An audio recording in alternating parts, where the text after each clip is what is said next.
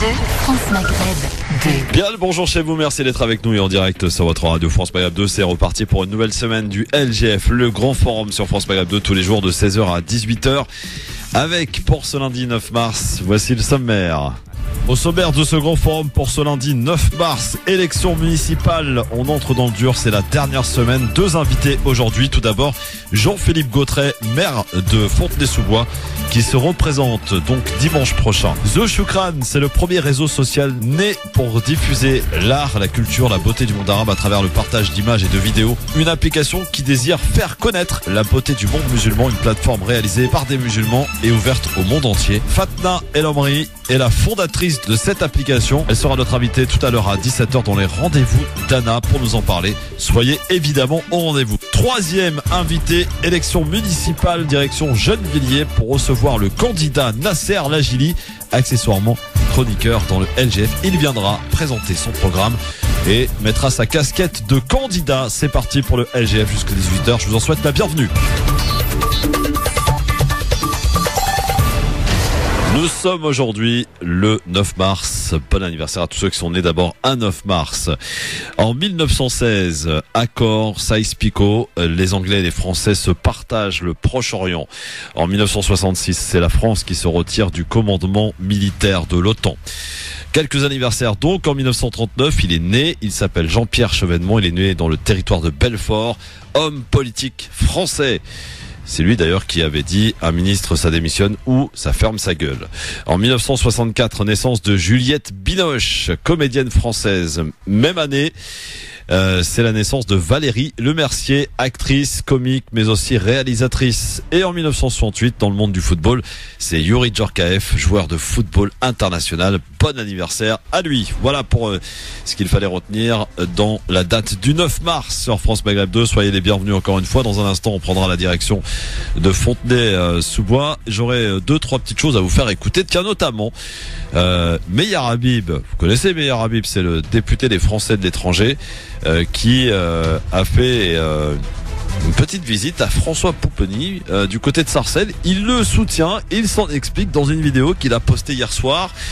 Et on écoutera aussi à propos du coronavirus, donnera quelques informations, dont une information exclusive LGF qui est sortie ce matin. On continue donc de vous informer tout le temps, bien sûr, partout sur les réseaux sociaux et en direct tous les jours de 16h à 18h sur France Maghreb 2. Soyez-en les bienvenus. C'est parti pour le grand forum. Le LGF avec notre premier invité dans un instant, Jean-Philippe Gautret, qui est le maire de Fontenay-sous-Bois, qui sera avec nous dans un instant pour présenter son programme aux électeurs, aux électrices de Fontenay-sous-Bois. Puisqu'on parle de municipal, il y a un sondage qui est sorti aujourd'hui même, dans lequel on s'aperçoit que 28% des Français envisagent de ne pas se rendre au bureau de vote par peur d'être contaminés au coronavirus dimanche prochain, donc le 15 mars pour le premier tour de l'élection municipale. Est-ce que vous faites partie de ces gens-là? Bien, vous pouvez nous le dire au 01 40 33 9000. Puisqu'on parle du coronavirus, quelques informations à vous donner. D'abord, ce dernier bilan qui est tombé cet après-midi. 1191 contaminés sur tout le territoire français. 21 morts, soit 2 de plus qu'hier. Et une information exclusive LGF qui est tombée ce matin, c'est donc le directeur général de ADP, Aéroport de Paris, qui est contaminé au coronavirus. Il est donc placé à l'isolement, en confinement pendant 2 semaines. Voilà pour l'information donnée. Quelques informations sinon, évidemment, que le match PSG Borussia Dortmund qui se jouera au Parc des Princes mercredi se fera sans les supporters puisqu'il se jouera à huis clos. Décision prise en fin de matinée. Voilà, donc maintenant les matchs de foot sont menacés donc suite à ce coronavirus. Et puis une information également qui est tombée ce week-end, c'est le report du salon annuel du Bourget. Donc ce salon annuel organisé par Musulmans de France qui a lieu tous les ans au Parc des Expositions du Bourget. Ce salon a été reporté à une date pour l'instant pas communiquée qui devait se dérouler le 12 avril prochain. Beaucoup d'événements donc sont annulés ou reportés, vous l'avez compris, et ça commence à faire beaucoup. Alors ce virus, évidemment, il inquiète, évidemment, il pose beaucoup de questions à beaucoup d'entre vous, beaucoup d'entre nous également, et on reste évidemment au taquet sur ces dernières informations. Tiens, une petite information aussi qui est tombée tout à l'heure, c'est une classe d'une école du 15e arrondissement de Paris qui a fermé.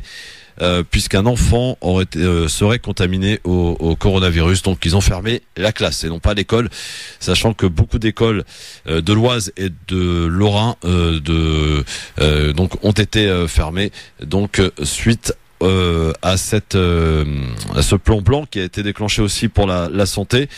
Et on devrait passer à la phase 3 donc d'ici quelques jours semble-t-il, et d'après les dernières informations donc qui nous sont parvenues. Voilà pour ce que l'on pouvait dire en tout cas de ce virus et des dernières nouvelles autour de ce coronavirus qui mobilise beaucoup évidemment, sachant aussi qu'il y a des députés qui sont touchés, comme quoi il n'y a pas de jaloux dans ce domaine.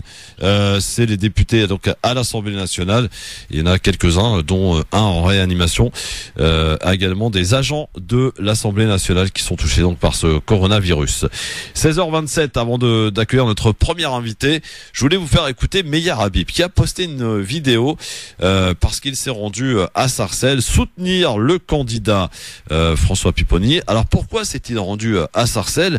Pourquoi François Pupponi? Il s'en est expliqué dans cette vidéo que je vous propose d'écouter. C'est la première fois que je mange chez Linol, j'en entends parler depuis tellement longtemps. La raison de ma venue ce soir, elle est unique. C'est soutenir mon ami, je ne vais pas dire mon ami, je vais vous dire ce que j'ai au plus profond de moi-même, c'est mon frère François Pupponi. Il y a 577 députés à l'Assemblée, 576 sans moi. J'ai 574 amis, proches, très proches, et un frère, François. C'est pas des mots. Je l'ai vu dans toutes les circonstances. J'ai vu, vous connaissez mon attachement évidemment à la France parce que c'est ennemi, mais aussi mon attachement à l'État d'Israël, à la pérennité du peuple juif, à la lutte contre l'antisionisme, le nouvel antisémitisme. François a toujours été là, envers et contre tout. Il était membre du PS, il a toujours été là. Je ne peux pas ne pas être là. Et il a de la force, il a du talent. Et il sait convaincre partout avec le style qui est le sien. Son style peut-être d'origine corse que j'aime tant. Vous savez, les Corses, il n'y a pas eu un seul Français d'origine juive qui a été déporté pendant la Seconde Guerre mondiale de Corse. Donc pour moi, moralement. Et j'ai beaucoup de respect pour tous les candidats. Je en connais certains, je ne connais pas les autres. Ça n'a aucune importance. Je connais François Pupponi. Je sais comment, tout récemment encore, il était prêt à prendre un avion pour aller soutenir quelqu'un qui n'est pas tout à fait en odeur de sainteté chez tout le monde. Benjamin Netanyahu, mon ami le plus proche, qui a fait un résultat incroyable. Il m'a dit, Meyer, je viens avec toi, on va soutenir Bibi. Moi, je ne peux pas oublier ça. Vous savez, je me mouille pour très peu de candidats, j'ai des dizaines d'appels. Je dis aujourd'hui, écoutez ce que je vous ai dit. Il y a 576 députés, j'ai un frère, et j'ai du respect, peut-être même de l'amitié pour tous les autres candidats. Mais aujourd'hui, par esprit de justice, par esprit de reconnaissance, parce que nous sommes attachés à ce pays, parce que je le vois en commission d'enquête parlementaire actuellement sur les terribles attentats qui ont eu lieu à la préfecture de police, dont, entre parenthèses, il y a un rapport direct avec le département, puisque Michael Harpon était issu d'une mosquée problématique de Gonesse. Je vois le talent, la force, la lucidité. Il défend les Sarcellois et son département partout où il est, avec toute la force, la reconnaissance et le respect qu'il a de l'ensemble de l'échiquier politique, et en particulier de moi-même. Voilà, donc c'était simplement pour l'exprimer publiquement à côté de François ce soir. Voilà qui est dit, Meyer Habib donc qui fait sa déclaration d'amour à François Pupponi donc et qui est venu le soutenir jusque Sarcelles. Voilà, allez, c'est l'heure de recevoir tout de suite notre premier invité, direction Fontenay-sous-Bois les amis. France Maghreb 2, le grand forum spécial municipal 2020, l'entretien d'admission. Et nous entrons dans le dur, messieurs, dames, dans la dernière semaine de ces municipales, évidemment, pour cette campagne, avec comme premier invité de la semaine, monsieur Jean-Philippe Gautret, qui est maire actuel de Fontenay-sous-Bois. On est dans le 94. Monsieur le maire, bonjour. Bonjour. Bienvenue sur France Maghreb 2. Merci. Avec côté Nassim Lachlache, qui est chroniqueur dans le LGF, mais un chroniqueur aussi qui n'est pas tout à fait, j'ai envie de dire, loin de la ligne d'arrivée, parce qu'il est à vos côtés aussi sur votre liste, hein, n'est-ce pas, monsieur le maire? Tout à fait, il est maire adjoint sortant. Voilà. Et il est à mes côtés candidat sur la liste Vivre Fontenay. Vivre Fontenay, Nassim, bonjour. Bonjour Christophe. Alors, monsieur le maire, il y a une petite particularité en ce qui vous concerne, c'est que vous êtes maire depuis 2016 et que vous êtes arrivé en cours de mandat et que vous avez été élu par le conseil municipal. Certains disent, vous n'avez pas été élu par le peuple. Bah, je suis élu depuis 2008, parce que j'ai été élu à 27 ans. Comme j'ai tout de suite eu des responsabilités puisque j'étais adjoint au maire à l'habitat. Ouais. Puis en 2014 réélu sur la liste conduite par Jean-François Voguet, adjoint à l'habitat et à l'urbanisme. Et puis effectivement Jean-François Voguet a voulu passer le relais en cours de mandat. Et donc le conseil municipal m'a réélu en 2016 puisque quels que soient les candidats et les listes, ce sont toujours les conseils municipaux qui élisent leur maire. Bien sûr. Mais alors là, on peut dire que c'est votre première, j'ai envie de dire, en tant que maire. C'est mon baptême du feu. Comme tête de liste.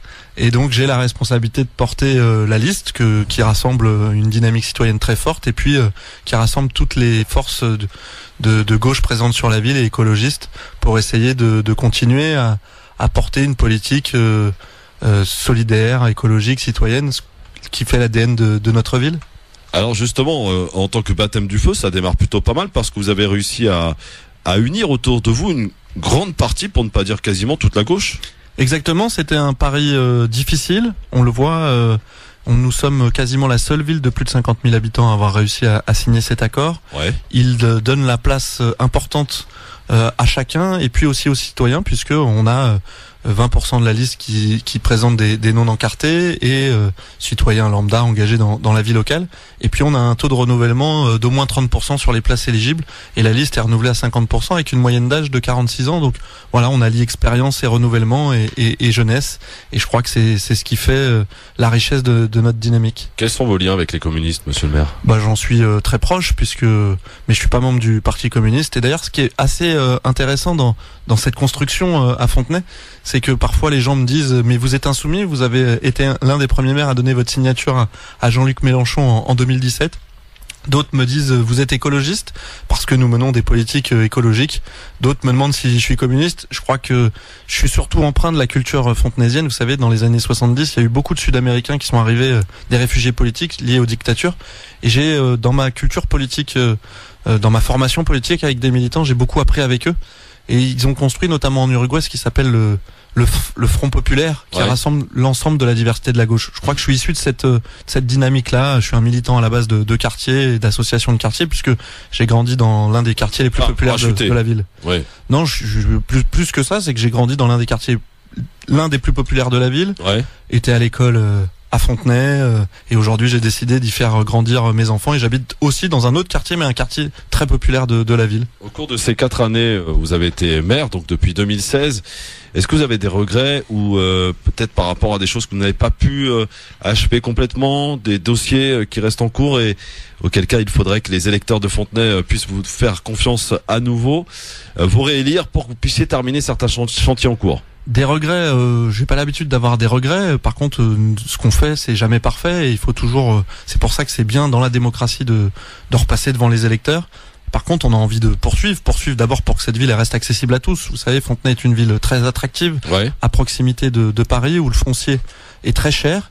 Et où on a la particularité d'avoir à la fois des gens très pauvres et des gens très riches. J'ai fait BFM TV parce que il y a plus de 600 familles qui payaient l'ISF l'année dernière à Fontenay et en même temps on a des quartiers très très pauvres, où il y a de la pauvreté, et nous on se bat pour qu'il y ait par exemple toujours 35% de logements sociaux et pas vendre les logements par exemple.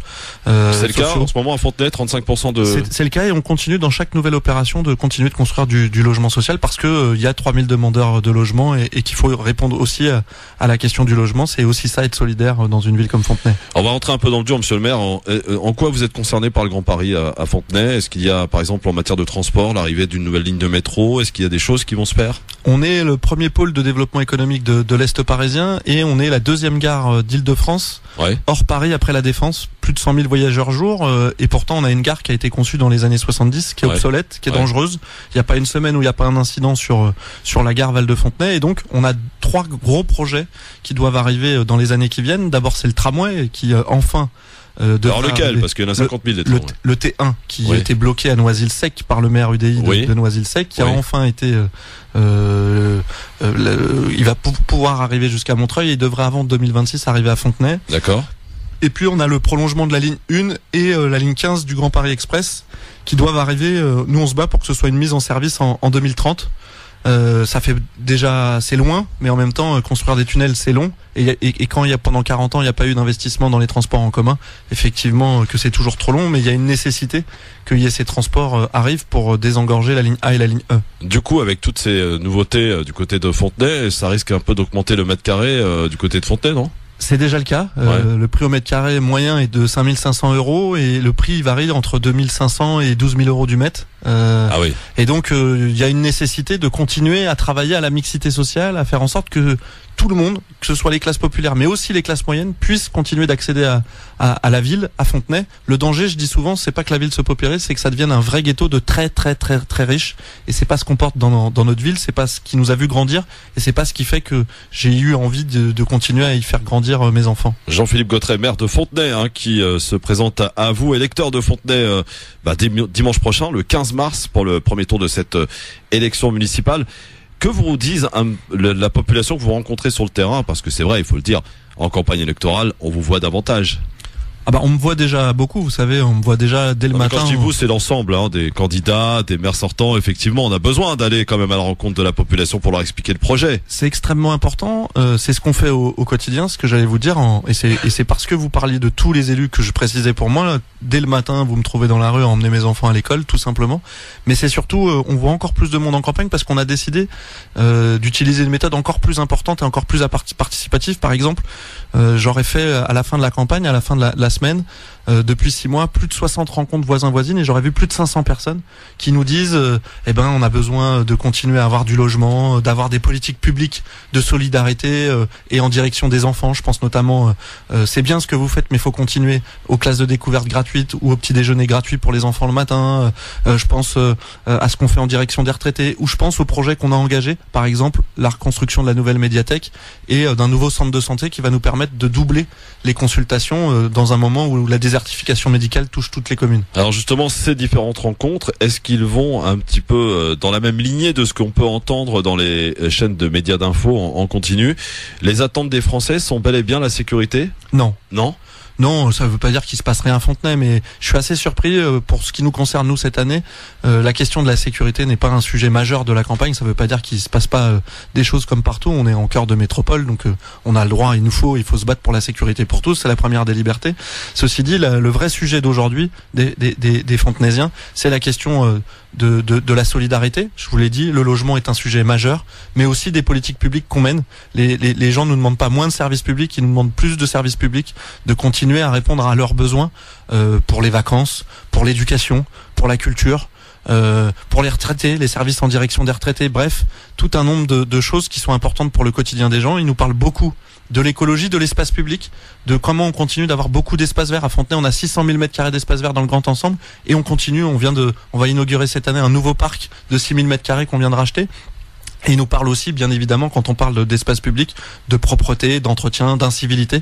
Et donc, ça nous invite à continuer de poursuivre les efforts que l'on mène déjà dans ce secteur pour continuer d'améliorer le quotidien de l'espace public, là où on se rencontre finalement tous ensemble. Donc, être maire à plein temps, comme vous, Monsieur Gautret, c'est essayer d'innover tous les jours? C'est continuer d'innover Et pour innover, il faut écouter et dialoguer. Et donc, on fait et s'interroger en permanence sur la pertinence de nos politiques publiques. Et donc, oui, effectivement, on innove en permanence. C'est ça aussi qui fait la richesse d'une fonction telle que maire d'une commune de pas tout à fait 53 000 habitants. Très bien. Alors, en matière de sécurité, parce qu'il faut qu'on en parle, vous êtes doté d'une police municipale à Fontenay? Oui. Armée? Non. Non? C'est votre choix? Oui. Oui, et vous l'assumez? Je le revendique. C'est encore mieux. Très bien.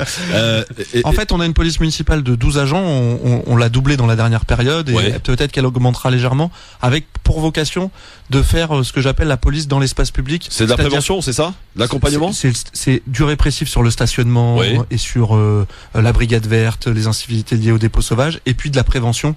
Il règle beaucoup de choses liées à l'espace public et à des problèmes de voisinage, etc. Mais la délinquance et la criminalité, c'est de la responsabilité de la police nationale. Si on va avoir la même police partout, il y a déjà des problématiques liées à l'institution policière dans son rapport à la population, et donc on va pas en rajouter en divisant sur le territoire en fonction des moyens. Nous, on veut que ce soit l'État qui assume cette responsabilité pour tout à chacun. Est-ce que vous êtes favorable au retour de la police de proximité partout en France? Je pense que ce serait une nécessité. Chose qu'a supprimé Nicolas Sarkozy, on s'en souvient. Ce serait une nécessité. Ça voudrait dire qu'on augmente largement les effectifs. Moi, quand j'étais plus jeune, je voyais les policiers, les îlotiers se balader à pied dans la rue. Aujourd'hui, ils passent vite en voiture parce qu'ils sont pas assez. Et donc, c'est surtout des hommes et des femmes. Est-ce qu'ils ont vocation à aller jouer au foot avec les jeunes, par exemple? Je sais pas si la question est pas de savoir s'ils ont vocation à jouer au foot avec les jeunes. Ils ont vocation, en tout cas, à dialoguer avec la population, que ce soit les jeunes, les moins jeunes, parce que vous savez, il n'y a pas que les jeunes qui ont parfois des difficultés dans le lien avec la police. C'est avant tout, il y a besoin que la police, mais toutes les institutions, toutes les administrations gardent le lien avec la population. C'est extrêmement important si on veut qu'il y ait de la confiance entre la population et son service public. Donc on continue cette police municipale non armée, c'est important, et on va la renforcer. C'est ce que vous comptez faire si vous êtes élu. Tout à fait. Le 22 mars prochain. Alors il y a un autre sujet aussi qui est très important, qui intéresse évidemment un certain nombre de citoyens. On est tous concernés parce qu'on a des enfants. Les écoles à Fontenay, comment se portent-elles et quelles sont vos ambitions pour ces dernières? Par exemple, à propos de la cantine, est-ce qu'on mange bio à Fontenay? Est-ce que c'est un projet? La cantine gratuite, est-ce utopique? On est, je crois, tout en étant très modeste, une des villes très regardées sur la qualité de notre dispositif de restauration collective et en termes d'innovation. Et pour dire les choses très concrètement, on a un système complet. D'abord, on a une tarification au coefficient familial. Ouais. Les 3 premiers quotients, la cantine est gratuite. Le plus gros quotient, il paye la moitié du repas, c'est-à-dire pas plus de 6 €. D'accord. Pour un repas de qualité, puisqu'on a presque 60% de bio dans les aliments, et on a mis dans le programme qu'on cherchait à tendre vers 100% autant que faire se peut, et on développe les circuits courts. On a par exemple des produits qui viennent de la bergerie de la bergerie de Rambouillet en région parisienne. Ça, c'est une ambition, ça, 100%. 100%, c'est l'ambition dans le programme. Ouais. Tendre à, parce que 100%, c'est pas toujours simple. Et ouais. Puis, parce que on n'a pas décidé d'en rabattre, et parce qu'on travaille à l'inclusion, on a mis en place les menus de substitution alternatives à la viande et végétarien, qui a renforcé l'inclusion pour tous ceux qui ont des régimes alimentaires, pour quelque raison que ce soit. Et ça règle beaucoup de problèmes. En tout cas, ça permet de continuer à inclure et à éviter d'exclure. Vous savez qu'en France, tout se passe autour du repas, ouais. Et donc partager, inclure, c'est aussi avoir les enfants qui partagent tous autour de la table un repas et de la nourriture. Et dernière chose, parce que la dernière élément d'innovation qu'on vient de faire en début d'année, c'est qu'on teste de la vaisselle végétale, ouais. Pour supprimer définitivement le plastique et pour lutter contre les perturbateurs endocriniens. Et donc en termes de santé publique, là aussi, on est innovant et surtout on protège nos enfants. Donc vous voyez qu'on a un système de restauration collective qui est extrêmement performant, extrêmement innovant, et on vient nous voir de toute la France pour regarder comment on a réussi à faire ça en régie public. On rappelle, Monsieur Gautret, que pour pas mal de familles, le repas du midi est peut-être le seul repas pour le gamin à l'école. C'est pour ça que, exactement, il doit être de qualité. Exactement, et c'est pour ça que nous avons décidé de rendre l'année dernière le petit déjeuner gratuit, pour que aussi ceux qui ne déjeunent pas le matin ou qui n'ont pour quelques raisons que ce soit, ou pour des raisons financières, puissent déjeuner et avoir quelque chose dans le ventre pour commencer les cours le matin, et c'est pareil pour le midi. Quels sont vos rapports avec les cultes? Je sais que vous avez une forte communauté juive, musulmane aussi à Fontenay. Comment ça se passe? On a 4 églises, 3 mosquées, 3 synagogues et on a un rapport avec les communautés quelles qu'elles soient et notamment religieuses, de très bons rapports, on les voit régulièrement et mes prédécesseurs, notamment Louis Bayerst en 91 après la guerre du Golfe, a créé un groupement interconfessionnel fontenaisien, le GIF, qui permet à toutes les communautés de se parler régulièrement, de débattre régulièrement sur des thèmes philosophiques et puis surtout de construire des liens, parce que je crois que quand on se connaît, ça permet de se respecter les uns les autres. Moi j'ai grandi dans un quartier, le quartier des Larisses, qui est l'un des quartiers les plus populaires.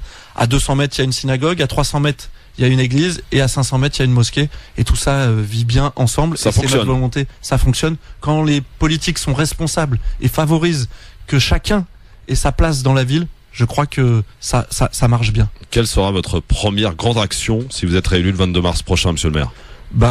Il y en a pas une plus que les autres, c'est déjà de pouvoir poursuivre nos politiques publiques innovantes, solidaires, écologiques, et surtout de laisser que chacun ait sa place dans notre ville, et je crois qu'aujourd'hui on voit bien que l'exclusion d'un certain nombre de familles de Paris, ça a été le cas il y a 20 ou 30 ans, mais on a un nouveau phénomène cette année, nous impose que nous qui sommes en cœur de métropole, à proximité de Paris, tout un chacun ait sa place dans la ville et puisse faire ce qu'il a envie de faire dans l'espace public et dans ses divertissements, et que chacun puisse s'épanouir dans notre ville. Vous avez dans votre liste une moyenne d'âge assez jeune finalement, et puis une équipe qui a été renouvelée. Tout à fait.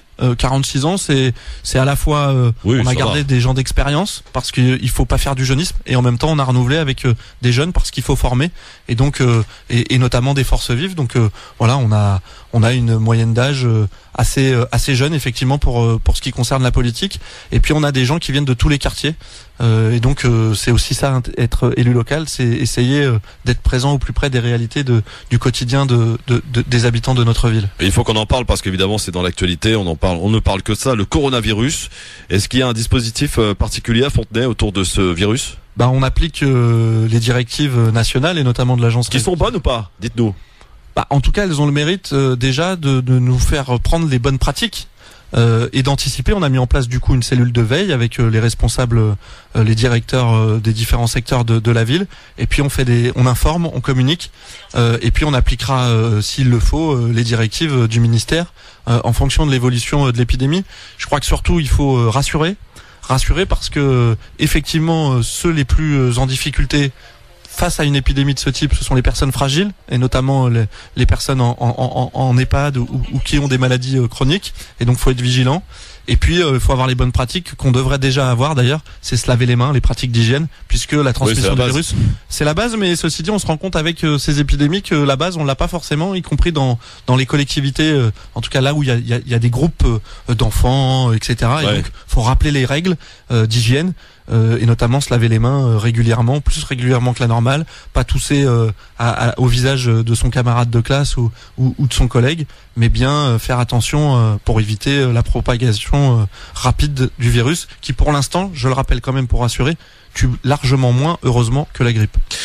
Alors, Nassim Lachlach qui est à nos côtés, chroniqueur dans le LGF, accessoirement, mais surtout adjoint au maire à vos côtés, donc à Fontenay, qui fait campagne aussi avec vous et pour vous. Quelle est ta question, Nassim, pour monsieur le maire?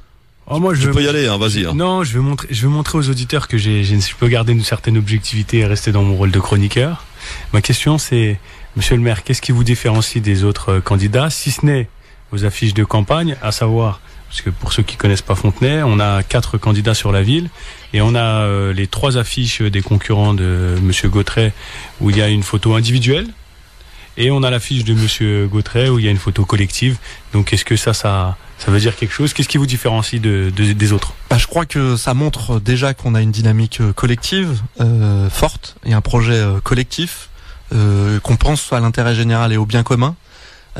Premièrement, une dynamique rassembleuse qui rassemble toutes les énergies dans leur diversité, mais avec un vrai parti pris, c'est nos valeurs, la solidarité, l'écologie, la citoyenneté. Et puis surtout, ce qui nous différencie, c'est que nous, on veut que la ville reste accessible à tous. On veut pas vendre le logement social.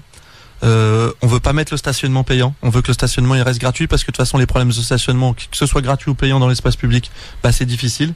Et puis surtout, on veut continuer à avoir un haut niveau de service public, parce que mes opposants principaux d'En Marche ou de la droite classique nous disent que ce qu'on fait c'est bien, mais eux ils feraient différemment, avec une autre méthode. En général, cette méthode-là, c'est de supprimer la dépense publique, c'est diminuer le service rendu aux Fontenaisiens et aux habitants. Or, ce que les gens nous demandent au quotidien dans la campagne, c'est avant tout de continuer à développer nos projets, par exemple le nouveau centre de santé, la nouvelle médiathèque, ou encore l'écolo, le pass solidaire. Bref, tous les services publics qui effectivement ont un coût, mais qui, pour nous, parce que on cherche à pas le faire peser sur les ménages, on n'a pas augmenté la fiscalité depuis 4 ans locale. Mais par contre, c'est le développement économique, les entreprises qui arrivent, qui participent économiquement au développement et au paiement des services publics. Satisfait de la réponse, monsieur Lachelach? Je pense que je vais voter le 15 mars pour... Ah, il y a des chances. Il y a des chances. Il y a des chances. Bon, vous partez confiant, monsieur le maire? Très prudent. Ouais, bien sûr. Prudent parce que à Fontenay, ça a toujours été une bataille. Ouais. La droite, encore plus aujourd'hui, a des appétits pour une ville qui est attractive, qui franchement est très sympathique, agréable, et en même temps confiant de nos forces, de notre projet, et puis confiant parce qu'on a une dynamique rassembleuse pour l'intérêt général et pour faire en sorte que cette ville, elle continue à nous ressembler et donc à nous rassembler. Ça peut jouer au premier tour, cette histoire, ou pas? Peut-être. Ouais. Est-ce qu'il y a des alliances possibles ou pas? Entre le premier et le deuxième, oui. On peut penser. Vous êtes ouvert? Ah non, nous, il n'y a pas d'alliance possible avec la droite, ni avec En Marche, ni avec la droite. D'accord, c'est clair. Pas d'alliance avec la République En Marche, ni avec les LR. Non, ça c'est clair. D'accord. Allez, pour finir, monsieur le maire, vous avez 1 minute pour vous adresser à vos citoyens, aux Fontenaisiens et Fontenaisiennes, pour leur dire pourquoi le 15 mars prochain, soit dimanche prochain, il faut voter dès le premier tour, et c'est important, pour monsieur Jean-Philippe Gautret et son équipe, pour vous réélire à la mairie de Fontenay. C'est à vous de jouer, monsieur le maire. Si vous avez envie que Fontenay continue d'être un marchepied pour vous, de vous accompagner, si vous avez envie que Fontenay reste ce qu'elle est, c'est-à-dire une ville agréable, une ville où ses espaces verts sont nombreux, une ville où vos enfants, vous avez à cœur de les emmener à la médiathèque, au cinéma ou dans les nombreux clubs sportifs, si vous aimez cette ville diverse, variée, si vous aimez ce bout de ville à la fois de campagne et ce bout de ville très urbain, si vous avez envie que cette ville continue à nous ressembler dans sa diversité, à nous rassembler comme une grande famille, oui, effectivement, il faut continuer à voter pour nous. C'est important. La démocratie locale, c'est ce qui fait aussi le vote quotidien, et c'est par ces services publics que cette ville, elle restera une ville que l'on aime. Merci beaucoup, monsieur le maire de Fontenay-sous-Bois dans le 94, Jean-Philippe Gautret, d'être venu vous présenter vos ambitions, votre programme. À vos côtés, Nassim Lachelach, maire adjoint à vos côtés, qui le sera toujours si vous êtes réélu, bien sûr. C'est ça. Je pense qu'il va prendre un peu de galon, non? C'est ça. Ah, très bien. Merci, monsieur le maire. Merci, Nassim. À très bientôt. Merci sur à France vous. Maghreb 2. Restez bien à l'écoute du Grand Forum. Ça se poursuit dans un instant. France Maghreb 2, France Maghreb 2. Le Grand Forum, merci d'être avec nous. Bon début de semaine, ravi de vous retrouver encore une fois. Nous étions à Fontenay-sous-Bois il y a quelques instants avec le maire sortant, et nous serons à Gennevilliers tout à l'heure à 17h30 avec monsieur Nasser Lajili qui se présente, candidat tête de liste. Évidemment, candidat sans étiquette que vous écouterez tout à l'heure, que vous connaissez parce qu'il est aussi chroniqueur dans le LGF. Un petit peu, évidemment, en ce moment occupé à la campagne, et c'est bien normal. Il viendra présenter ses idées, son programme pour Gennevilliers tout à l'heure à 17h30. Pour l'heure, c'est les rendez-vous d'Anna, messieurs, dames. C'est parti. Le Grand Forum vous présente chaque lundi à 17h les rendez-vous d'Anna. D'Anna. Anna Guézard-Boicaz, bonjour Anna. Bonjour Christophe, bonjour mesdames et messieurs. Comment ça va? Je vais bien, je vous remercie, ça me fait plaisir d'être avec vous dans le LGF sur les ondes de France Maghreb 2. Ah, exactement. Alors ma chère Anna, tu n'es encore pas venue toute seule, décidément tu es à chaque fois bien accompagnée. Oui. De qui s'agit-il aujourd'hui? Alors, le premier réseau social développé par les musulmans et ouvert au monde entier, de Shukran, né pour diffuser l'art, la culture, la beauté du monde arabe à travers le partage des images et vidéos. Elle a 30 ans, elle a créé ce que présentent les médias italiens comme étant l'Instagram arabe. Son application compte plus d'1 million d'abonnés aujourd'hui. Madame Fatna El Hamrit est avec nous dans les rendez-vous d'Anna aujourd'hui. Bonjour Fatna. Bonjour à toi. Bonjour Merci d'avoir Fatna. accepté mon invitation. Elle est venue d'Italie. Moi, Oula. j'ai De quelle région d'Italie, Fatna? Venise. Ah oui, qui est en quarantaine d'ailleurs. Absolument. Et je pense que là, elle ne peut pas retourner chez elle pour l'instant. Pour le moment, non. Eh ben voilà, on va sortir les gants, je vais ramener des masques. Non, je plaisante, Fatma. Fatma, pourquoi de Choukran? Pourquoi tu as appelé ton application de Choukran, la plateforme? De Choukran, parce que le mot Choukran veut dire merci. Merci en arabe. C'est une application qui a désir remettre en jeu le mot de la gratitude. Donc avoir un réseau social, une application qu'elle va dire merci pour ce que vous partagez avec nous, merci pour le temps que vous dédiez et merci pour le contenu que chaque fois vous nous pondrez. Voilà. Et tu n'es pas la seule fondatrice. En tout, vous êtes un groupe de 3 personnes, 3 Marocaines musulmanes qui vivent en Italie. Oui, nous sommes une équipe faite par des Italiens et des Marocains. Et donc voilà, nos sièges est à Milan.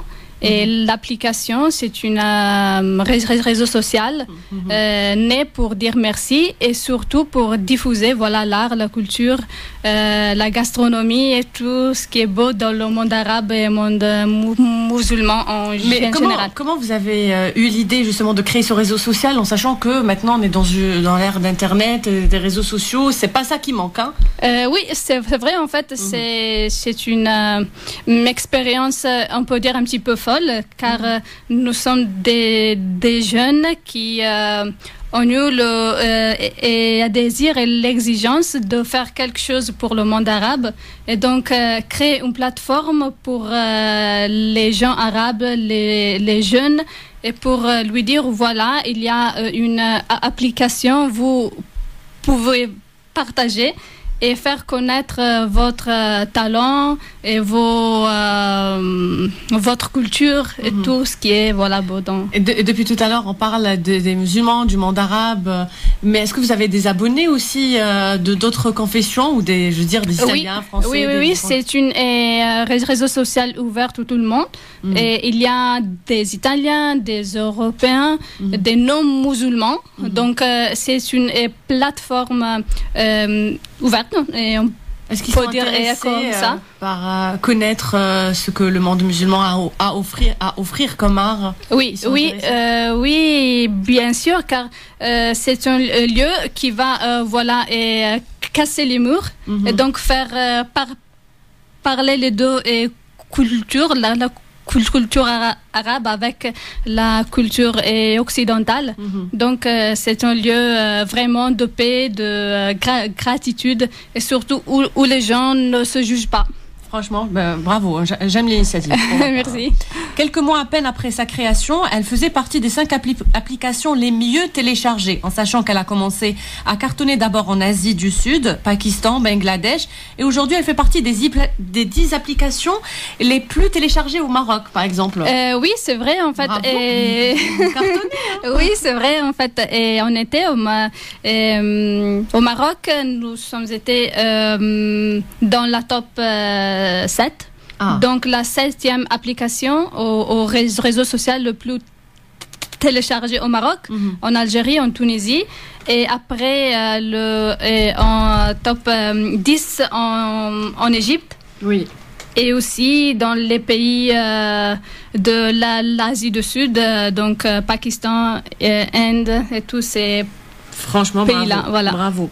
Alors vous y avez pensé en 2015 et vous l'avez créé en 2017. Pourquoi ça vous a pris 2 ans pour le faire ou pour... Non, alors l'idée est née en 2015 et après l'équipe a beaucoup travaillé sur l'idée. Donc nous avons fait les sites, le blog et après les applications Android et iOS. Et donc ça va prendre du temps pour créer l'aspect et design. Et c'est pas facile de faire une appli. Justement, quelle est la difficulté lorsqu'on veut créer une application comme celle-ci? Et la difficulté, c'est de trouver les personnes qui comprennent ce que tu veux et après de le faire de manière touchable.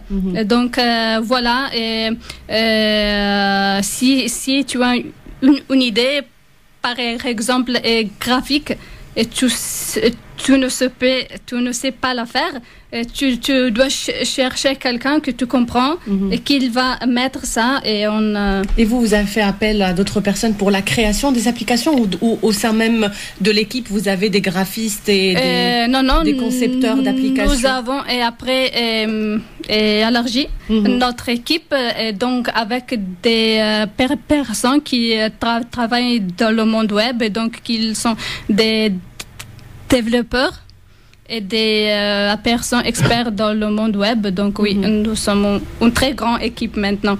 En parlant de graphisme, vous avez un choix judicieux. C'est que vous avez choisi le logo, en fait, le logo de l'application de Shukran, qui est en forme de la main de Fatma.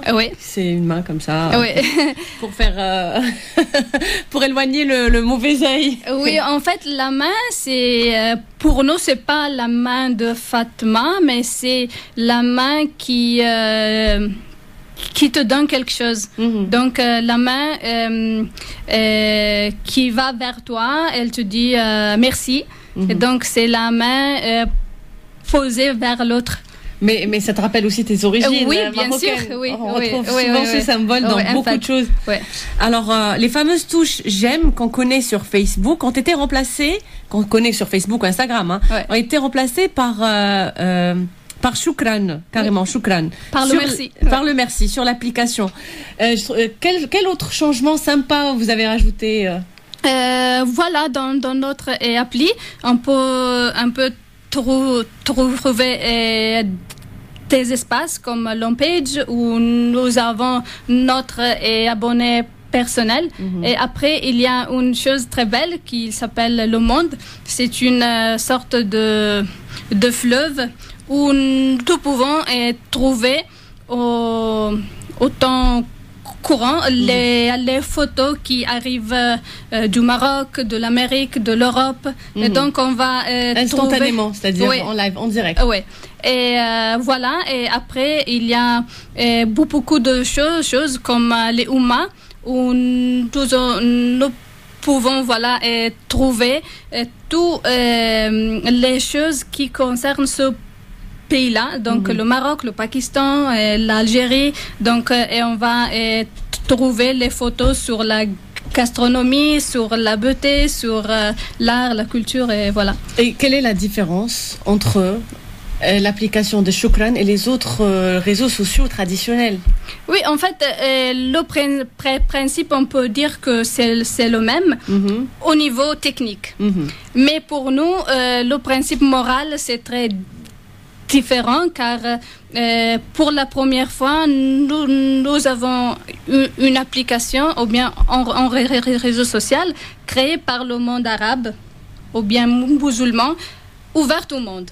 Donc nous sommes habitués à d'avoir quelque chose qui arrive toujours de l'étranger vers le monde arabe, mais c'est pour la première fois on a le contraire, et on peut dire voilà que le monde arabe peut faire beaucoup de choses, et surtout c'est un monde ouvert à la connaissance, au dialogue et tout ça. C'est magnifique. Est-ce que c'est pour ça que votre site est uniquement en anglais? Oui, c'est la langue arabe. Oui, alors le site web est en anglais, mais l'application on peut la télécharger via Google Play ou App Store. Et elle est en français ou pas? Oui, alors l'appli va prendre la langue du système de portable. Donc si vous avez la langue française, elle va prendre le français. S'il est en anglais. Et est-ce que c'est une application payante? Non, c'est gratuit comme et les autres, comme Facebook, Instagram et tout ça. Et maintenant, nous sommes presque 1 million. Wow. Donc c'est une belle chose, et surtout nous avons eu beaucoup de reconnaissance, on peut dire, comme ça, sûr. Car Al Jazeera nous a indiqué comme une des meilleures applications du monde arabe pour le 2020. entre les 10 meilleures applications. Et pour nous, c'est une chose très belle car nous sommes partis tout petits. Oui, absolument. Et maintenant, voilà, absolument. nous sommes... C'est votre bébé, vous l'avez vu Voilà, grandir. voilà, c'est ça. Et comment, puisque c'est une application gratuite, j'imagine que vous faites rémunérer ou vous gagnez un petit peu avec la publicité. Est-ce que vous faites des échanges publicitaires? Pour le moment, pas encore, car on doit avoir des nombres un petit peu plus grands. Donc, mais pour le moment, nous travaillons avec les gens qui nous aident et qui créent sur notre... D'accord. Est-ce que vous avez des célébrités qui sont... Oui, nous avons des célébrités marocaines, des chanteuses et après des stylistes. Et nous faisons beaucoup de partenariats offline avec les événements comme Kaftan du Maroc, comme Dubai Modest Que je vais Fashion. présenter d'ailleurs. Je peux faire ma petite promo, Christophe. Je vais présenter le Kaftan du Maroc. On a déjà reçu le fondateur, l'organisateur de cet événement, Amin Mrani, qu'on salue d'ailleurs. Oui, salut Amin. Le 6 juin. Et voilà, après d'autres événements dans la mode, donc Milano Fashion Week, Torino Fashion Week ou bien Dubai Modest Fashion Week. Ah, bravo. Et par rapport à la confidentialité et par rapport au... comment dit Christophe, les données personnelles. Ah oui, d'accord. Comment vous faites pour protéger les données personnelles? Alors, parce que dans d'autres, enfin chez les concurrents, si on appelle ça comme ça, Facebook, Instagram, ce sont quand même de grandes applications et parfois il y a des failles. Parfois les gens, on lit comme ça des articles comme quoi les données ont été divulguées ou vendues, etc. Vous qui êtes une grande application, mais vous n'avez pas encore atteint le niveau qu'on vous le souhaite en tout cas, comment vous faites pour protéger les données personnelles de vos abonnés? Oui, alors et pour nous, ce thème, c'est très important et très sensible car nous ne demandons pas beaucoup de choses. Voilà l'email et la password pour s'inscrire et après, voilà le nom, le prénom. Et les données sont toutes réservées. Donc, il n'y a aucun système pour trouver les données de notre utilisateur, donc la privacy, voilà. Et c'est très important pour quand vous faites pour considérez-moi comme de choukran pour les nuls. Vous voyez, il y a le livre. Comment ça s'écrit d'ailleurs, Anna? Ce serait bien de le dire. Oui, T-H-E. Oui. S-H-U. K et R-A-N. D'accord. Et vous allez donc sur le Google, Apple Store, pardon, et également sur Android, bien sûr, sur Google Play, pour télécharger l'application. Vous avez compris, on vous a expliqué un peu le fonctionnement. Il y a des beaux commentaires là sur Facebook, hein. Vous êtes ravissante, me dit-on. Anna, toujours aussi belle. Voilà, vous pouvez continuer de commenter sur Christophe Le Grand Forum. On est en direct, effectivement. Sur Christophe, la page Facebook Christophe Le Grand Forum. On vous remercie infiniment d'être de plus en plus nombreux à nous écouter, à regarder le live. On est en bonne compagnie, hein. Vraiment, on se sent pas seul avec les gens. Mais moi, la question que j'ai envie de poser à notre invité, c'est est-ce que vous êtes plus proche en matière de fonctionnement de Facebook ou de Instagram? Et on peut dire que nous sommes plus proches en Instagram car il y a les gens chez nous peuvent partager des photos, des vidéos et des posts, donc écrire des shukran messages. Donc il n'y a pas un espace encore pour les articles ou pour partager quelque chose. D'accord. Donc c'est photos, vidéos et posts. Est-ce qu'il y a des messages privés, c'est-à-dire on peut s'envoyer des messages Pas encore. Pas encore. Ouais. Ok. On peut partager, on l'a compris, je crois que vous l'avez posé la question Anna tout à l'heure, on peut partager une publication de quelqu'un, on peut commenter et on peut aimer. Oui, on peut choucraner. Choucraner, voilà. Et à ne pas confondre avec crâner, hein. Choucraner, bien sûr. Remercier, voilà. Voilà, remercier, absolument. Remercier. Arbé. Alors, Christophe, j'ai encore une question ou Oui, vas-y. Une petite question. Quels sont vos objectifs? Alors, nos objectifs sont beaucoup. Et on espère de devenir, Inch'Allah, les premiers dans le monde arabe. Donc voilà, dire que le monde arabe a créé quelque chose et il est fier de cette chose-là. Donc être les premiers dans le monde arabe comme et application. Et être une application positive pour les gens. Donc, n'être pas un réseau social qui va mettre... créer des conflits Voilà, entre les gens, mais le contraire. Et est-ce qu'il y a un contrôle est-ce que par rapport aux publications, c'est-à-dire s'il y a des photos qui ne respectent pas forcément la culture musulmane ou la culture arabe en général, est-ce que vous la laissez passer ou il y a une sorte de censure? Alors, le contrôle, c'est très important. Et voilà, toutes les photos qui ne respectent pas les gens et pas la culture musulmane, elle vient tout de suite supprimer. Mais la chose très belle chez nous, que les gens, quand entrent dans l'appli, ils vont respecter cette et à mes maisons, on peut dire. Respecter l'ADN, le concept de l'application. Voilà. On rappelle, parce qu'on nous demande le nom de l'application sur le live, donc c'est de Choukran. Ouais. Voilà. On va le mettre, on va taguer la page de Choukran. Oui, parce que là il y a beaucoup de monde qui demande. Oui. Oui, en fait, le mot, c'est un mot composé par l'article anglais 2 et le mot arabe choukran. Donc, c'est pour donner de la valeur au mot merci. Donc, de merci, de choukran, donc le merci. C'est ça. Le remerciement, oui, c'est ça. Franchement, c'est une excellente initiative. Est-ce que vous communiquez comment? C'est-à-dire, vous faites de la publicité autour de l'application pour la faire connaître oui, parce que et on doit toujours chercher des contacts avec la presse, donc la presse arabe, la presse française maintenant. Et donc pour faire arriver l'appli aux gens, parce que nous sommes encore un petit bébé et donc on doit... Un petit bébé à 1 million d'abonnés quand même, hein, Christophe. On aurait aimé avoir des bébés comme ça, nous. Un petit bébé, un petit peu. Est-ce que vous avez essayé de contacter, par exemple, les ministères de la culture des pays arabes? J'en parlais de des pays comme Dubaï, les pays de Golfe, etc.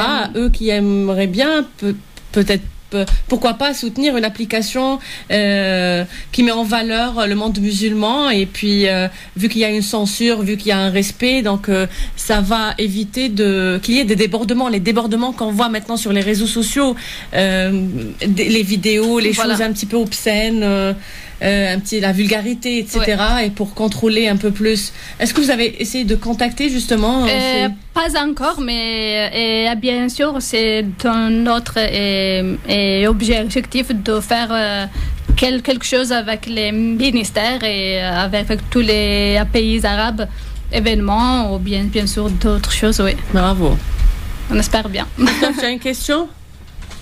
Pas vraiment de questions, parce que je pense que Anna a fait bien son travail et effectivement on est au courant de tout de cette application que vous pouvez télécharger, on le rappelle, sur Apple Store ou sur Android. Donc vous tapez The Choukran, THE SHU KRAN, tout simplement, The Choukran. Et vous téléchargez, vous allez un petit peu vous familiariser un petit peu avec cette application qui ressemble, on l'a vu, entendu, à Instagram, et afin de découvrir une spécificité du monde arabe. On rappelle quand même le classement au Maroc, vous êtes combien, 7e? Nous sommes la 7e application la plus téléchargée. Oui, 7e en Algérie, en Tunisie, et je pense dans le top 10 en Égypte. D'accord, oui, donc, très prometteur, très prometteur. Christophe, je lui pose juste une dernière question. Oui, je la pose à la jeune fille très jeune, ambitieuse, qui a créé une application maintenant qui est reconnue partout dans le monde arabe. À 30 ans, tu as créé ton application. Et qu'est-ce que tu as à dire aux autres jeunes qui passionnés, qui ont des rêves et des objectifs, etc. Je peux lui dire que voilà, rien est impossible. On doit toujours créer dans ses rêves et être très travailler bien. Être toujours constant, voilà. Être constant, voilà. Ça c'est bien, ça. En tout cas, on vous souhaite bonne chance et bon courage. Merci beaucoup. Le Grand Forum vous présente chaque lundi à 17h les rendez-vous d'Anna. Ma chère Anna, on va changer de registre puisque tu reviens jeudi et on va parler d'une émission qui est actuellement d'ailleurs diffusée sur M6, Pékin Express. Pékin Express, nous recevrons l'un des finalistes. Mehdi, Pékin Express. Il a fait Pékin Express 2018 et 2019. Il sera avec nous pour nous révéler des secrets. Oui, on y compte bien. Ça, c'est jeudi prochain à 17h. Merci Anna, merci Fatna et bon retour à Venise. Merci. Bien sûr. Dans un instant, on parle avec Nasser Lajili de Gennevilliers, puisqu'il est candidat. Choukran, The Choukran. Choukran, Fatna. À bientôt. Choukran à vous. Au revoir. Merci d'être en direct sur votre radio France Maghreb 2 dans cette émission. Vraiment, on change de sujet sans aucun problème. Nous étions à Fontenay-sous-Bois. Nous étions avec le nouveau réseau social à découvrir. Ça s'appelle The Choukran il y a quelques instants avec Anna Guézard-Boicaz. Et nous partons cette fois-ci à Gennevilliers, les amis. France Maghreb 2, le grand forum spécial municipal 2020. L'entretien d'admission. Et pour ne rien vous cacher, c'est un ami qu'on reçoit aujourd'hui, un ami de la maison, puisque chroniqueur dans le LGF, mais aussi candidat, tête de liste à Gennevilliers, monsieur Nasser Lajili. Bonjour mon Nasser. Salut Christophe. Je suis ravi de te recevoir. C'est réciproque, je suis ravi d'être parmi vous. Alors Nasser Lajili, outre le fait qu'on le connaisse dans le LGF, en tant que chroniqueur, il donne son avis, parfois tranché et tranchant. Qui est Nasser Lajili? Est-ce qu'il peut se présenter au grand public aujourd'hui? Alors Nasser Lajili, c'est un père de famille de 2 enfants. Ouh là là, lapsus révélateur. Lapsus révélateur, il y en a un troisième en route, on ne sait pas encore. Non, on va y aller doucement. Père de famille de 2 enfants, marié. J'ai grandi à Gennevilliers. Je suis responsable de site en restauration et conseiller municipal depuis 2008 à Gennevilliers. Voilà. C'est pas la première candidature. C'est pas ma première, c'est la deuxième. La deuxième. Effectivement, moi j'ai été élu dans une majorité entre 2008 et 2014. Oui. Et j'ai quitté cette majorité parce que je ne me retrouvais plus dans les idées ou tout simplement dans la manière de faire de la politique. Et en 2014, j'ai décidé de présenter une liste face au maire sortant, mais pas un maire sortant parce que c'était une nouvelle tête de liste communiste et nous sommes arrivés en deuxième position, la deuxième force politique de Gennevilliers. Deuxième en 2014, absolument. Ça veut dire qu'on peut le faire en 2020. Il n'y a pas de raison. Bon, alors Nasser Lajili, candidat tête de liste sans étiquette? Alors sans étiquette, effectivement, une liste citoyenne soutenue. Oui. Bien évidemment, par plusieurs organisations politiques comme la France Insoumise ou le Parti de gauche et Gennevilliers écologique et Gennevilliers citoyen. Voilà. D'accord. Donc voilà, sans étiquette mais soutenu par ces mouvements que vous venez de citer. Tout à fait. Nasser Lajili, il y a beaucoup de sujets évidemment qu'on va évoquer avec toi. On va se tutoyer parce qu'on va pas faire semblant. Hein. Effectivement. Nasser, en matière d'éducation, parce que c'est très important et ça revient évidemment chez beaucoup de candidats. On sait que les problèmes des écoles, c'est un véritable enjeu aussi important pour nos enfants, pour l'avenir de nos enfants. Que proposes-tu pour justement les enfants de Gennevilliers? Quel type d'école souhaites-tu pour les enfants de Gennevilliers? Alors, effectivement, aujourd'hui, on a beaucoup de parents qui se plaignent de la qualité de l'école publique. Oui. Et je suis favorable pour que l'école publique reste une école publique et qui soit au service de la population. Mais on doit bien évidemment l'améliorer à côté. Donc la ville peut développer aussi la réussite scolaire en mettant en place exemple de l'accompagnement à la scolarité gratuite. C'est ce qu'on propose nous dans notre programme parce qu'on considère que la question éducative, elle ne doit pas avoir de prix. D'accord. Elle doit être mise au service de la population, que ça soit des parents qui soient riches ou moins riches, mais qui trouvent toute leur place dans l'éducation de leurs enfants. Ouais. On a mis aussi on va mettre en place l'école de la deuxième chance pour les personnes qui sont en échec scolaire et qui ont lâché, on va dire, le cursus scolaire sur Gennevilliers. Ça veut dire des personnes qui ont malheureusement été soit virées de l'école et qui se retrouvent en plein milieu de l'année scolaire sans établissement. Et pour nous, il est important qu'il y ait une reprise en main de ces jeunes qui aujourd'hui peuvent se transformer en délinquants. L'école de la seconde chance. Exactement, c'est ce qu'on a appelé l'école de la deuxième chance, qui existe déjà dans plusieurs communes. Ouais. Mais il est important pour que nous, Gennevilliers, ville soit autonome et qui prend en charge, parce qu'il y a la ville qui met en place un budget qui est de 9 000 euros, ce qui est complètement ridicule pour l'éducation de nos enfants. Et là, il était important pour nous de mettre en évidence cette proposition. Par rapport aux cantines, parce que c'est peut-être d'ailleurs là aussi, Nasser, tu le sais, pour beaucoup de familles, peut-être le seul repas de la journée, il est important aussi qu'on mange bien à l'école. Absolument. Alors, on propose des repas bio. Voilà. Donc, à quelle hauteur ? À quelle hauteur 100%, 60%? Oui, alors, dire à 100%, ça va être compliqué. Ouais. Par contre, effectivement, à 50%, je pense que c'est faisable. 50%, dans un premier temps. Absolument. L'objectif étant 100%. Exactement, c'est surtout de proposer, on va dire, une cantine de qualité et une cantine bio. Voilà, et ça, c'est important. Il faut, et c'est des choses qui se font dans plusieurs communes. Donc, je comprends pas pourquoi une ville comme Gennevilliers, qui est assez riche, quand même, qui a un budget de 210 millions d'euros par an, ce qui est énorme, parce que c'est un budget de 100 000 habitants et nous sommes que 46 000 habitants sur Gennevilliers. D'accord, voilà. 46 000 habitants, je vais vous poser la question, comme ça c'est fait. Voilà. C'est un budget qui correspond, comme tu le dis, donc à une ville de 100 000 habitants. Absolument. Donc, cantine, par rapport aux cautions familiales, où on peut envisager la cantine gratuite, comme certains le font. Alors, je vous le cache pas que nous, on a proposé la gratuité de la cantine. Ouais. On peut se le permettre. On a fait une estimation de combien ça pourrait nous coûter, et ça nous coûterait, on va dire, à plus d'1 million d'euros par an. Ce qui est faisable. Alors vous y allez, franchement, cantine gratuite. On peut, et c'est la proposition qu'on a faite. Donc on a pour tout le monde ou pour peut-être une. Alors pour toute la population gennevilloise, il faut pas qu'il y ait une discrimination ou une personne qui soit complètement à l'extérieur je veux dire, qui soit exclue de cette proposition. Et ça peut être fait très vite, très rapidement, dès la rentrée prochaine par exemple. Non, je pense qu'il faudra peut-être 2 années, on va dire, pour que ça se mette en place. Ouais. Donc voilà. Donc à terme, l'objectif c'est la cantine gratuite pour tous les enfants de Gennevilliers. Absolument. D'accord. Quels sont les messages que tu reçois de la part de la population, que tu rencontres, parce que tu es sur le terrain, Nasser, on te voit, tu galopes partout dans ta ville.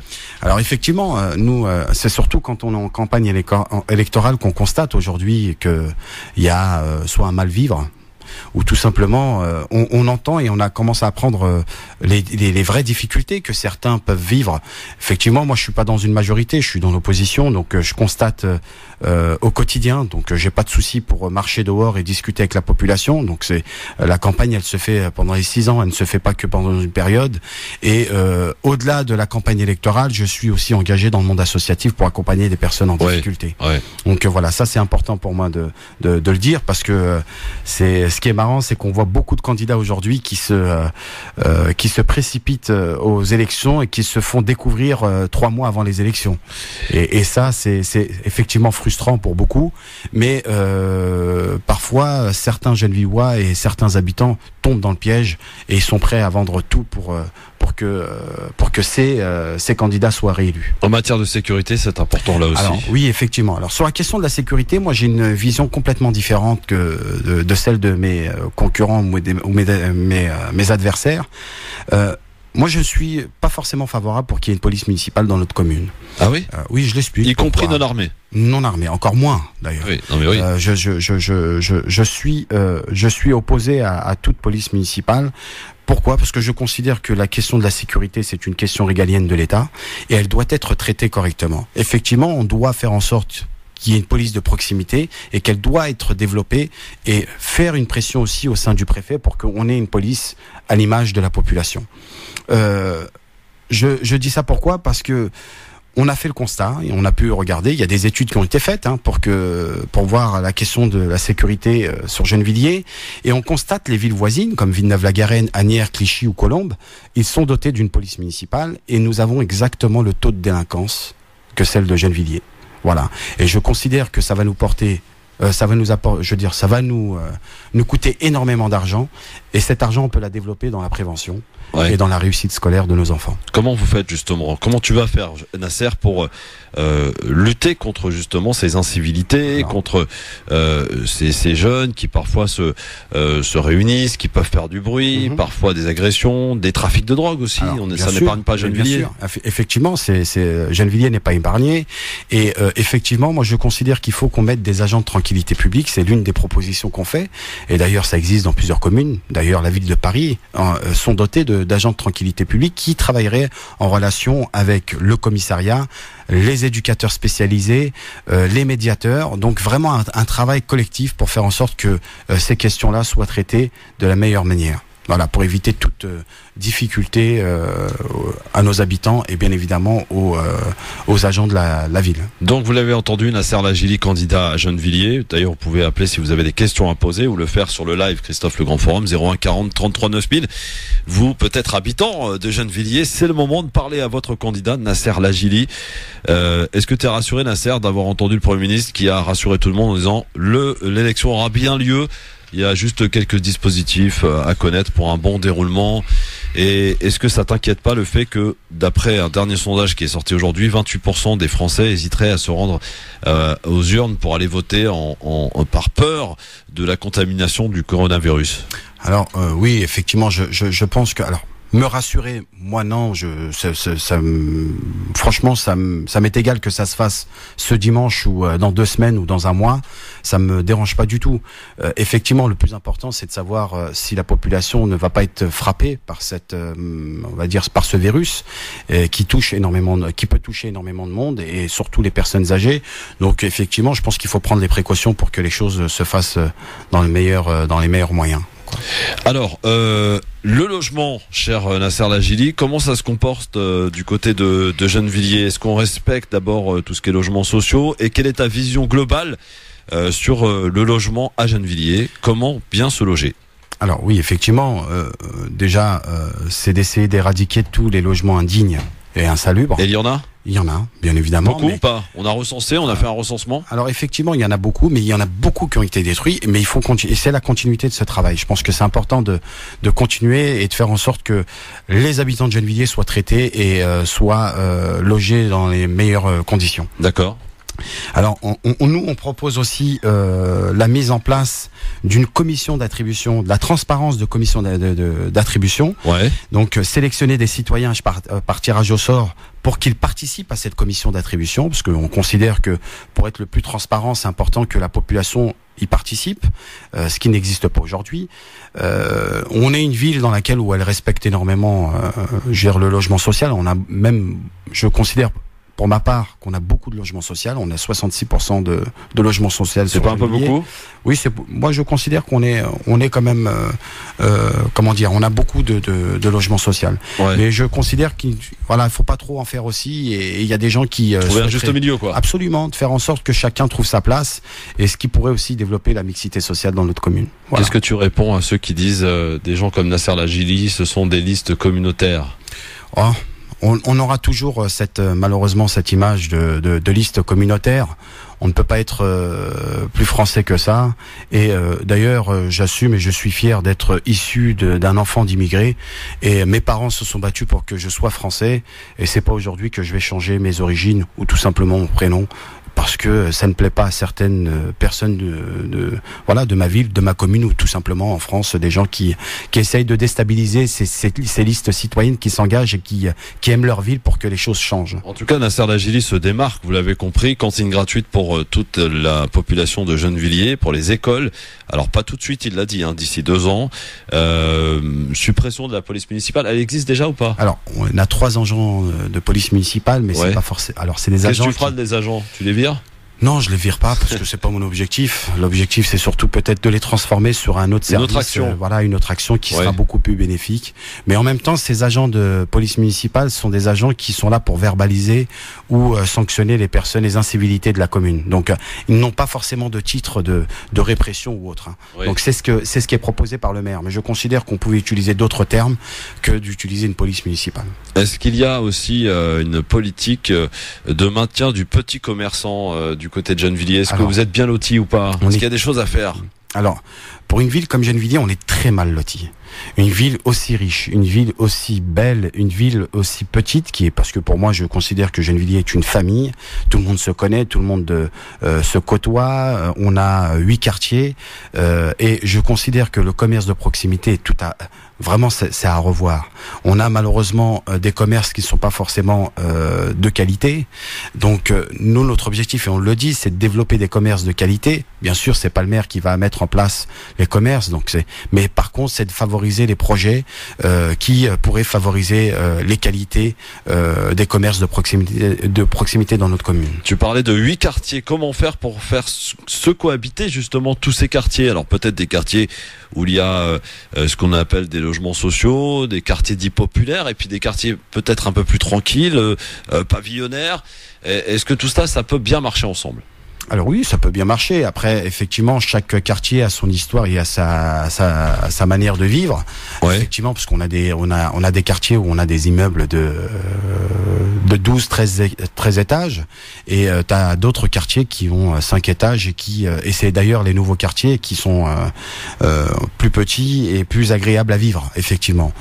Mais je considère qu'il y a un vrai travail de fond qui pourrait se développer en faisant des fêtes de quartier, parce qu'aujourd'hui ces fêtes de quartier n'existent plus, et qui pourraient développer la relation humaine qu'on ne retrouve plus dans notre quartier sur Gennevilliers, qui a existé il y a très longtemps dans notre commune. Toi qui aimes bien faire des footings, je le sais, tu es un grand sportif dans l'âme, Nasser. Un peu de nature, est-ce qu'il y en a assez? Il faut encore en créer, j'ai envie de dire, à Gennevilliers, ou pour l'instant c'est plutôt bien comme ça? Tu parles de quoi? De la nature, de l'espace. Effectivement, moi je considère, je suis sensible sur les questions écologiques, et je considère qu'il est important effectivement de mettre en avant. Et la question écologique, elle se limite pas forcément sur des projets d'urbanisation, mais plutôt sur une éducation aussi éducative sur les questions écologiques. Nous, on a aussi proposé des plantations d'arbres fruitiers sur notre commune. Oui. Ce qui est intéressant, pourquoi? Parce que ce qui pourrait permettre à nos enfants, d'ailleurs, les saisons de ces fruits, et en même temps, c'est aussi de faire profiter certaines populations à bénéficier de ces fruits. Voilà, comme les cerises. Qu'aujourd'hui, moi, je me rappelle quand j'étais jeune, j'escaladais l'école maternelle pour aller piquer des cerises en plein été. Donc ça, c'est des trucs c'est des souvenirs qu'on ne peut pas oublier. Et je considère qu'à Gennevilliers, il y a des endroits, il y a des espaces qu'on peut mener et qu'on peut mettre pour qu'on ait des arbres fruitiers. Oui, les arbres fruitiers pour permettre donc aussi d'en faire profiter donc les enfants, bien entendu, et puis ça redonne un peu de couleur. Absolument. De nature. Alors, quelle sera ta première action si tu es élu maire le 22 mars prochain, parce que ça m'étonnerait que ça se joue dimanche au premier tour, Nasser. Oui, alors effectivement, c'est vrai que c'est une élection qui est assez combien de candidats en tout? Alors 6 candidats. 6 candidats. 6 candidats. Donc on a trois candidats de droite, ouais. 3 candidats de gauche. Voilà. Ça fait 6. Être à gauche. Oui, on a des valeurs et des idées qui sont beaucoup plus à gauche qu'à droite, effectivement. D'accord. Donc les habitants de Gennevilliers auront le choix, bien sûr. Effectivement. Alors effectivement, on est dans une campagne qui est assez rude, qui est assez intense. Effectivement, j'en ai fait une en 2014. Elle n'était pas aussi intense. Et là, on constate qu'il y a une population qui en attend de beaucoup de choses. Je pense que aussi c'est la société qui fait que, par le dégoût de la politique générale, les gens sont beaucoup plus attentifs et beaucoup plus sévères sur les propositions qui vont être données dans notre commune. Donc voilà, ça. Tu en as oublié ma question. Quelle sera ta première action, ta première urgence pour les habitants de Gennevilliers si tu accèdes au fauteuil de la mairie de Gennevilliers le 22 mars prochain? Alors effectivement, nous, si demain on arrive au pouvoir, et ce sera notre objectif le 22 mars, il faudrait peut-être aussi établir un audit au sein de la ville pour voir où on en est dans tous les domaines, que ça soit dans l'organisme, les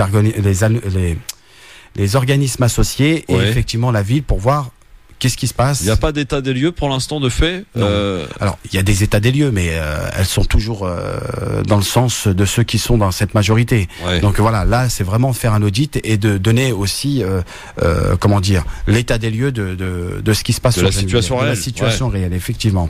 Mettre en place, comme je vous ai dit, la commission d'attribution, et dans toute sa transparence, en mettant des habitants de Gennevilliers dans cette commission, mettre en place et redéfinir les priorités du CIREC, la restauration scolaire, c'est ce qu'on disait, donc renforcer la part bio dans les écoles. Ouais. adopter la nouvelle charte de la vie démocratique locale, parce qu'aujourd'hui malheureusement la question démocratique, elle est, on nous sort des chartes, etc. Mais il y a rien qui est respecté. On sait très bien que c'est toujours les mêmes militants et qui sont plutôt communistes qui gèrent les comités de quartier et aucun budget réel qui donne la possibilité aux habitants de quartier de développer leurs projets. Donc effectivement ça c'est un vrai problème.